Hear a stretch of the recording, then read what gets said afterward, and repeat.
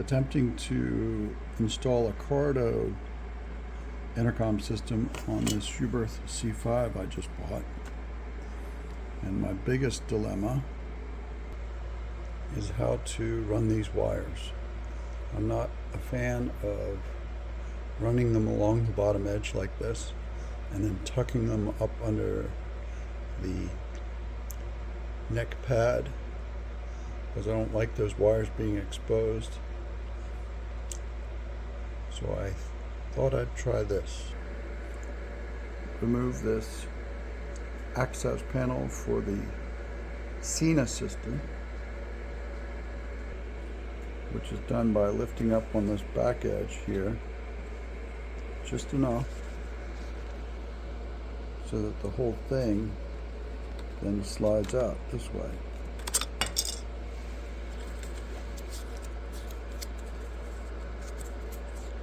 There's a small catch right there and another one in the back. The back one engages that little square hole there. The hole you see to the bottom, I began to drill to allow the wires to go in there. It's going to require that I remove the back, cut away a little bit of the back edge of this plate.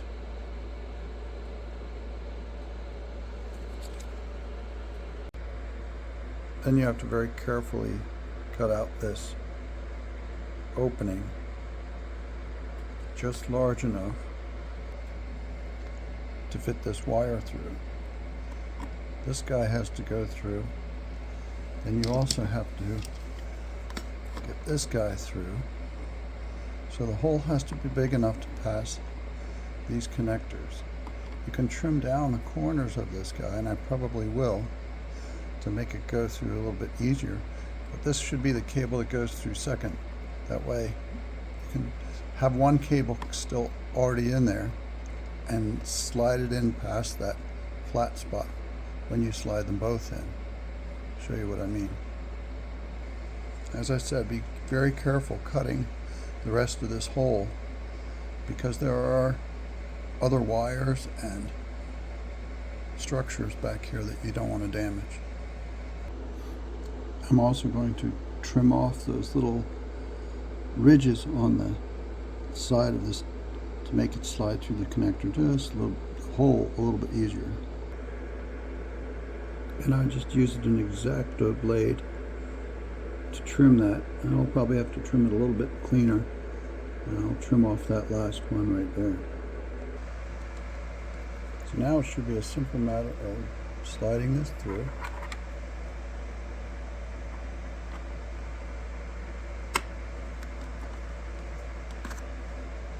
And I will get that through. You can see as it comes through, it runs into the padding on the inside, the hard styrofoam padding, foam padding. So we're going to have to angle it and tilt it and push down on that padding just enough to get the connector through. And that's what it looks like when it comes all the way through. That other wire you see there, the square one, is left over from the Sena system. We're not going to be using that. It's a speaker connector.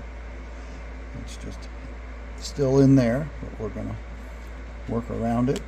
So that's the first cable that has to go through, and as you can see, it goes through right there.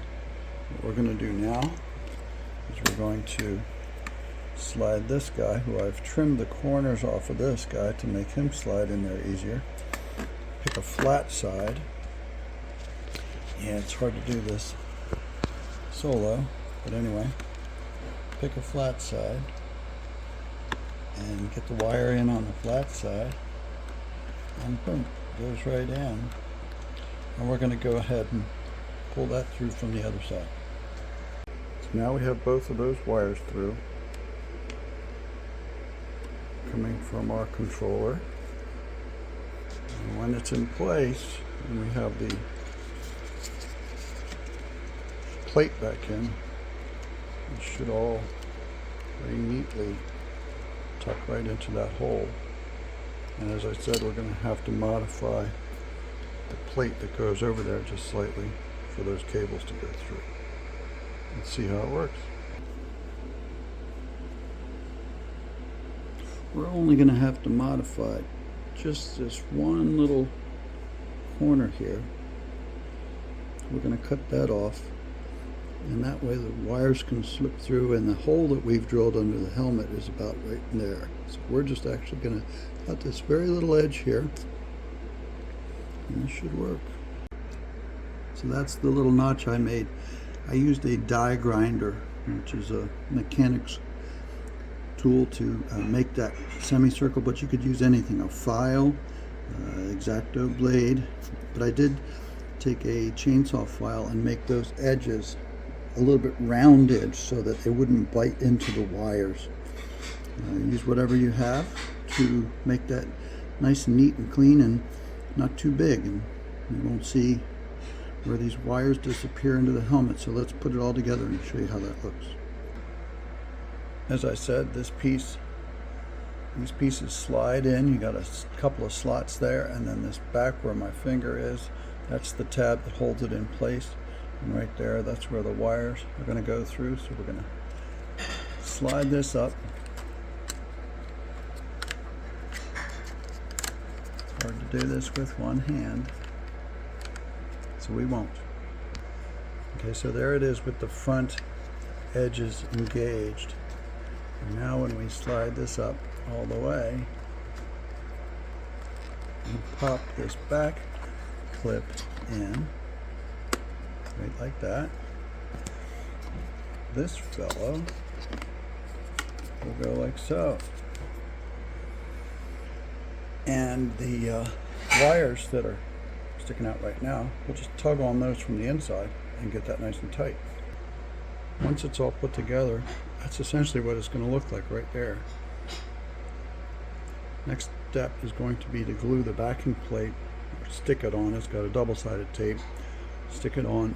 It goes underneath this piece we've been working with, and then we'll clip it all together. So this piece goes underneath next, and it's got the double-sided tape that holds it to the helmet. So to get this in just the right position, we only get one try at it, right? We don't have to take this tape off again. We're going to snap these two together, pull the wires through, get everything snug, get it in the just right position, and press it into place. Let's see how it works. There's our piece snapped together with the top piece. That's your double-sided tape there. We've got the we've peeled the red backing off of it, and we're ready to stick this into place. Can't do this with two hands, so I'm going to flip this over and stick it into place, and then show you what it looks like afterwards. By the way, we're tugging the wires through right there to get them nice and snug for when it's all back together. How do you like that? Nice and clean. Sits just 1/8 of an inch higher up on the helmet than I would have placed it otherwise, but that's what I had to do in order to get those wires in there.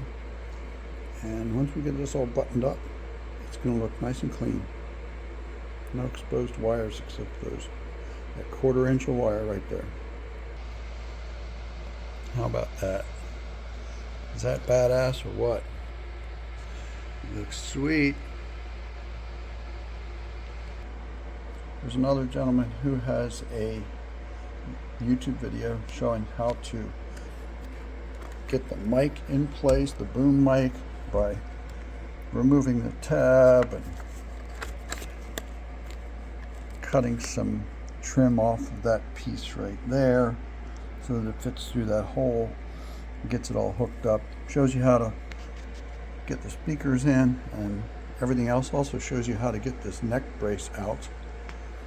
But it was the wires that I was having trouble with, so I created this video so you guys might have another option as far as getting all that stuff together. Cool. I'm going to give a link for the other guy's video so you can see that for this part of the installation. I'll show you another clip in just a bit after I put it all back together. The things I did have the most difficulty with is finding a place for all the wires and the connectors. This connector I have managed to fit into this space in the very back of the helmet. I'm hoping that the neck brace clips in well in spite of that being in there. We'll see. The rest of these wires are just going to get tucked up underneath and out of the way as much as possible. So there it is with all the wires tucked away and the Cardo installed on the side, cables tucked up under. Now to get this neck band in there, and that's a little bit of a challenge too. So hey, there's the completed installation. Tucks nicely into the little hole, hardly see the wires. Neck band all the way back in and snapped in place. And there's your mic coming out. Speaker's already installed, as I mentioned. And there you go. This just pops back up. It's hard to do with one hand, but essentially this.